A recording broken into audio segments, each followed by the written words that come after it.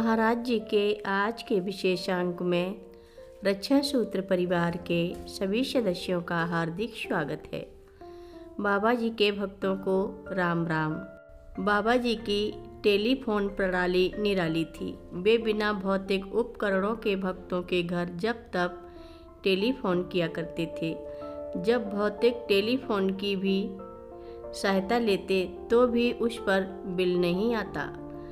अपनी अंतिम यात्रा के कुछ दिनों पूर्व महाराज जी ने बिना टेलीफोन के उत्तर प्रदेश सरकार के प्रमुख सचिव श्री ज्ञान प्रकाश से बात की।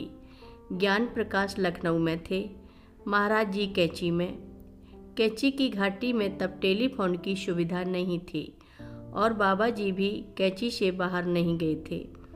एक दिन वन विभाग के director general Shri R.C. Soni सब परिवार बाबा जी की कुटिया में बैठे थे और ज्ञान प्रकाश जी के संबंध में बातें हो रही थीं।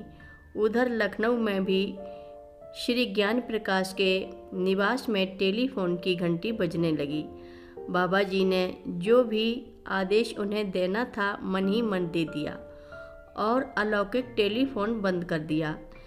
ज्ञान प्रकाश जी उनसे और भी कुछ पूछना चाहते थे, लेकिन टेलीफोन बंद हो जाने के कारण पूछ नहीं पाए।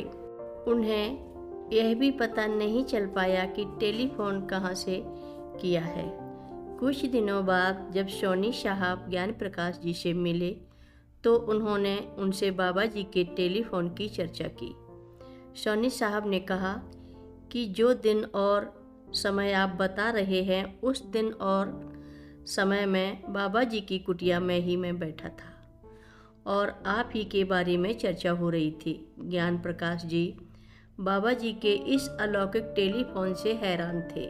615 रुपया मिस्त्री स्ट्रीट लुधियाना के रहने वाले श्री हीरा लाल खन्ना के अनुसार एक बार महाराज जी अपने कुछ भक्तों के साथ उनके मौसेरे भाई ज्ञानचंद्र कपूर के यहाँ पधारे।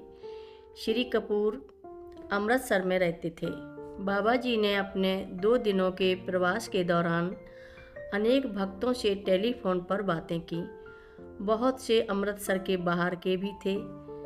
जब बाबा जी जाने लगे तो बोले, घबराना मत, हमारे किए टेलीफोन का बिल नहीं आएगा।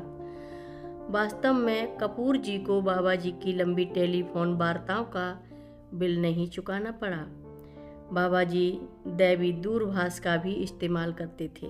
जिस भक्त के घर टेलीफोन नहीं होता था उस तक भी उनकी आवाज़ पहुंच जाती थी। बाबा जी जब भी वृंदावन जाते, अलीगढ़ में रह रहे उनके भक्त होर्तदत्त शर्मा के कान में बाबा जी की आवाज़ गूंजने लगती और वह भागकर वृंदावन जाते तो बाबा जी उन्हें वहां उपस्थित मिलते।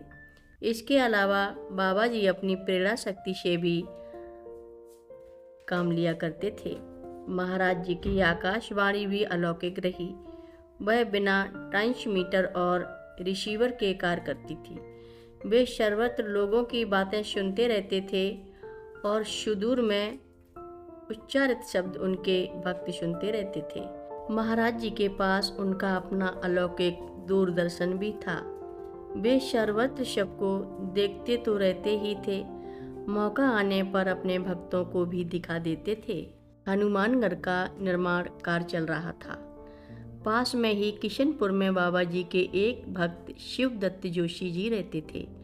बाबा जी प्रायः इनके घर आते जाते थे। एक दिन शाम को वह कुछ भक्तों के साथ जोशी जी के घर गए। जोशी जी की पुत्री रजनी जोशी उस समय बालिका थी और घर में लोग उन्हें मुन्नी नाम से बुलाते थे।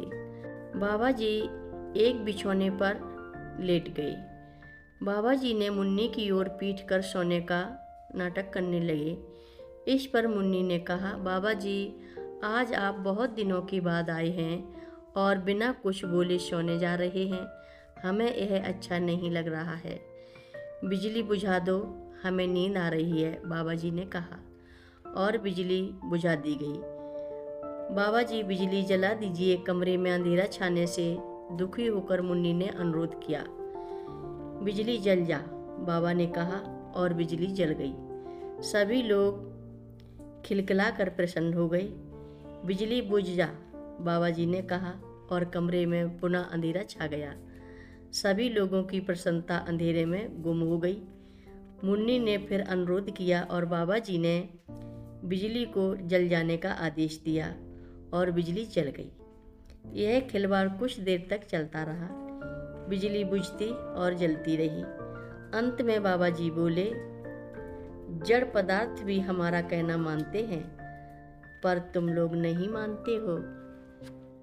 हर रोज महाराज जी की कथाएं सुनने के लिए सभी भक्तों का धन्यवाद।